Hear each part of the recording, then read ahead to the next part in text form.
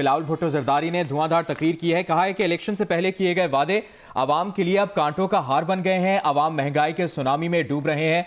हुकूमत का क्या मौक़िफ़ है? बिस्मिल्लाहिर्रहमानिर्रहीम। मैं ये समझता हूँ कि ये धुआंधार तकरीर नहीं थी। ये तो ऐसे लग रहा था जैसे सरकारी स्कूल की तीसरी जमात का तालिब इल्म ना वो रट्टे लगा के माशरती उलूम का सबक अपने उस्ताद को सुनाते हैं ना, बिल्कुल उसी तरह जनाब ये लिखी हुई तकरीर। मुझे अफसोस होता है, मैं बड़े दिनों से ये बात कह रहा हूँ कि खुदा का वास्ता है जरदारी साहब थोड़ी सी तवज्जो अपने बेटे के ऊपर दें। सारी तवज्जो जो है ना वो लुट मार को जो है ना महफूज करने के लिए, लेजिटिमाइज करने के लिए और ओमनी ग्रुप को बचाने पर भी ना लगाएं, इसकी तरबियत पे लगाएं। इतना अरसा हो गया इसको जनाब, अब माशाल्लाह लीडर भी बन गया, चेयरमैन भी बन गया, कम से कम बगैर लिखे तकरीर तो कर ले। अभी तक जो है वो लिखी हुई तकरीर जो ना गा को गी, ता को ती और ते को ता ये करने लगे हुए हैं। पहली चीज। दूसरी, इन्होंने कहा कि मुराद शाह का मुकाबला बुज़दार के साथ नहीं हो सकता। बिल्कुल ठीक कहा बिलावल जरदारी साहब।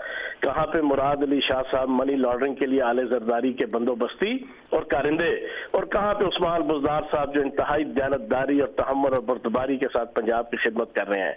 और फिर आप हमें सरदार उस्मान बुज़दार साहब की बात करते हैं, इनसे पूछे ये जो 8 साल इन्होंने कायम अली शाह साहब की सूरत में जो फिरौन की एक मम्मी जो है ना सिंध के अवाम के सरों पर मुसल्लत की हुई थी, जिन्होंने अभी पिछले दिनों भी ECL को PTCL कह के जनाब मुखातिब किया था, वो क्या चीज थी? अच्छा, तो जहान साहब आप उनको फिरौन कह रहे हैं, वो आप लोगों की हुकूमत को कह रहे हैं और कह रहे हैं कि इनसे पहले भी बहुत से फिरौन आए हैं, उनके अंजाम से भी सबक सीखे। देखो मैं आपको एक चीज बताऊं, आले जरदारी का और आसिफ जरदारी साहब का और बिलावल जरदारी साहब के 2 मसले हैं।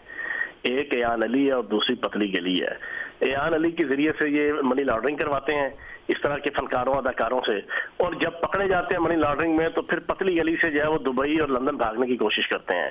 अब मसला ये है कि एयान अली भी जो है ना वो मुल्क से बाहर है और पतली गली भी ECL की सूरत में बंद है, तभी ये सारा चीखना चिल्लाना इन्होंने लगाया हुआ है। हाँक हाँक के जो है ना बेचारे गरीब हारी जो है ना उनको ला के आप देख रहे हैं जलसे में कोई जोशो खरोश, कोई वालेहानापन, कोई बेसाख्ती आपको आवाम के अंदर नजर नहीं आएगी। ये वडेरे जागीरदारों के जरिए से चंद सौ बंदे इकट्ठे करके ये रियासत को, रियासती अदारों को जो है ना ये ब्लैकमेल करने की नाकाम कोशिश कर रहे हैं, लेकिन लोग हंसते हैं। अच्छा, ये कहते हैं जी मुर्गी और अंडों से जनाब मईशत नहीं सुधरेगी। नहीं बिलावल जरदारी साहब, मुर्गी और अंडों से ही नहीं बल्कि करप्शन के संडों के जरिए से भी मईशत को संवारेंगे।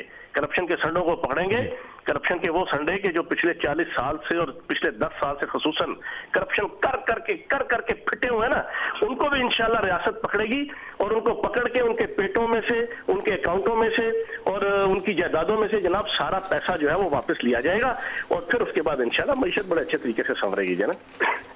ठीक है जी, ठीक है, आपका पॉइंट आ गया। वज़ीर इत्तलात पंजाब फयाजुल हसन चौहान हमारे साथ मौजूद थे।